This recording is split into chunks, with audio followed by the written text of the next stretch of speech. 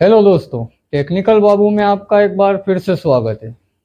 भारत में यूपीआई के थ्रू पर सेकंड 2500 के लगभग ट्रांजैक्शन होते हैं।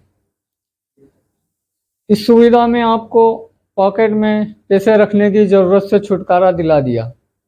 आप किसी मॉल में गए हों या सड़क के किनारे किसी गुमटी पे खड़े हों, कोई भी प्रोडक्ट खरीदो और क्यूआर कोड स्कैन करके पेमेंट कर दो।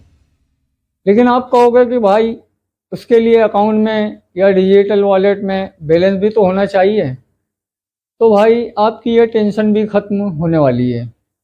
6 अप्रैल को आरबीआई ने अनाउंस किया है कि यूपीआई पेमेंट के लिए अब आप बैंक के जरिए क्रेडिट लाइन का यूज़ कर सकते हैं। यानी कि अगर आपके अकाउंट में पैसा नहीं है तो भी आप यूपीआई के जरिए पेमेंट कर सकते हैं, जिसे बाद में आपको बैंक को चुकाना पड़ेंगे। और अच्छी बात यह है कि 11 अप्रैल को आईसीआईसीआई बैंक ने यूपीआई पेमेंट पर ईएमआई का ऑप्शन दे दिया है। अब सभी के मन में यह सवाल आ रहा है कि क्रेडिट लाइन क्या है, खाते में बिना अमाउंट के यूपीआई पेमेंट कैसे होगा, पेमेंट करने के बाद ईएमआई का शेड्यूल क्या होगा। तो हमारा पहला सवाल कि क्रेडिट लाइन क्या है जिससे हम यूपीआई पेमेंट कर सकते हैं। इसे हम समझते हैं ये भी एक लोन है, उधार है, कर्ज है, और इसमें बैंक पहले से ही आपकी लिमिट तय कर देता है क्रेडिट कार्ड की तरह, और इसका फ़ायदा लेने के लिए आपको अपनी ब्रांच में अप्लाई करना होगा। जैसा कि आप देख सकते हैं, मुझे भी एचडीएफसी बैंक की तरफ से आज ये ऑफ़र दिया गया है मेरे डेबिट कार्ड पर, और यहाँ मुझे अच्छी खासी लिमिट प्रोवाइड की जा रही है।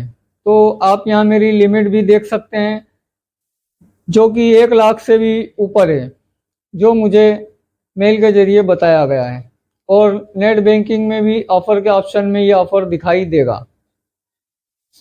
अब दूसरा सवाल, यूपीआई के साथ क्रेडिट लाइन कैसे इस्तेमाल कर सकते हैं।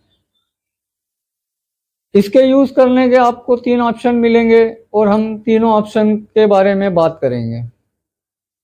पहला ऑप्शन, बैंक अकाउंट को यूपीआई से लिंक करिए और क्यूआर कोड स्कैन करने के बाद अमाउंट इंटर कीजिए और अपना पिन इंटर करने के बाद पेमेंट हो जाएगा। इस ऑप्शन से पेमेंट करने पर आपको कोई भी एक्स्ट्रा चार्ज नहीं लगेगा। अब दूसरा ऑप्शन देखते हैं। पेटीएम या अमेजन जैसे ऐप के वॉलेट में बैंक अकाउंट से पैसे ट्रांसफ़र और उससे यूपीआई के माध्यम से पेमेंट किया जाता है। नए नियमों के मुताबिक अब इसके जरिए 2000 से ज़्यादा का पेमेंट करने पर अमाउंट का 1.1% ट्रांजैक्शन चार्ज लगता है। तीसरा ऑप्शन है, 8 जून 2022 से आरबीआई ने रुपए क्रेडिट कार्ड को यूपीआई से लिंक करने की अनुमति दी थी। इस तरीके में क्रेडिट कार्ड को आप अपने यूपीआई से लिंक कर पेमेंट कर सकते हैं। अब तीसरा सवाल आता है, क्या इस तरीके से पेमेंट करने पर कोई एक्स्ट्रा चार्ज लगेगा। मार्च 2023 में एनपीसीआई यानी कि national payment corporation of India ने 2000 से ज़्यादा रुपए के प्रीपेड पेमेंट पर 1.1% ट्रांजैक्शन चार्ज लगाने का सुझाव दिया था, और ये चार्ज यूपीआई और कार्ड दोनों ही माध्यम से करने पर लगेगा। 1 अप्रैल से इसकी शुरुआत हो गई है। अब इसके फ़ायदे देख लेते हैं। इसका सबसे बड़ा फ़ायदा तो ये है कि इसके शुरू होने पर वॉलेट से क्रेडिट कार्ड का लोड कम हो जाएगा। लोगों को कहीं भी कभी भी और कुछ भी खरीदने के लिए अपने पास कार्ड रखना ज़रूरी नहीं होगा। दूसरी तरफ ये छोटे बिजनेस यानी एमएसएमई इंडस्ट्री के लिए भी फ़ायदेमंद होगा। ऐसे बिजनेस को ज़्यादा बड़ा अमाउंट अगर नहीं लेना है तो वो इसका इस्तेमाल कर सकते हैं। भारत में अब भी बहुत सारे लोगों के पास क्रेडिट कार्ड नहीं है। भारत में मात्र 7 करोड़ 30 लाख लोगों के पास क्रेडिट कार्ड है। कुछ लोग डर के मारे इसे नहीं लेते हैं और कुछ लोग इसका यूज़ करने में परेशान होते हैं।